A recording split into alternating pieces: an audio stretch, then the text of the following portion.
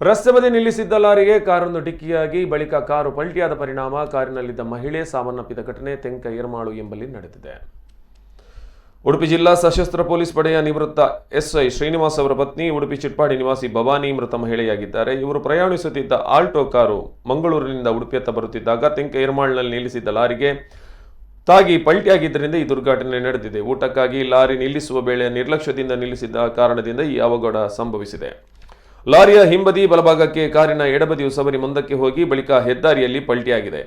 ಭವಾನಿ ಅವರ ತಲೆಗೆ ತೀವ್ರ ಗಾಯಗಳಾದ ಕಾರಣ ಸಾರ್ವಜನಿಕರ ಸಹಕಾರದಿಂದ ಕಾರಿನಿಂದ ಹೊರತೆಗೆದು ಉಡುಪಿಯ ಆಸ್ಪತ್ರೆಗೆ ಕೊಂಡೊಯ್ಯುವಷ್ಟರಲ್ಲಿ ಅವರು ಸಾವನ್ನಪ್ಪಿದ್ದಾರೆ. ಕಾರು ಚಲಾಯಿಸುತ್ತಿದ್ದ ಅವರ ಮಗ ತಾರನಾಥ್ ಅವರಿಗೂ ಗಾಯಗಳಾಗಿವೆ. ಪಡುಬಿದ್ರೆ ಪೊಲೀಸ್ ಠಾಣೆಯಲ್ಲಿ ಪ್ರಕರಣ ದಾಖಲಾಗಿದೆ.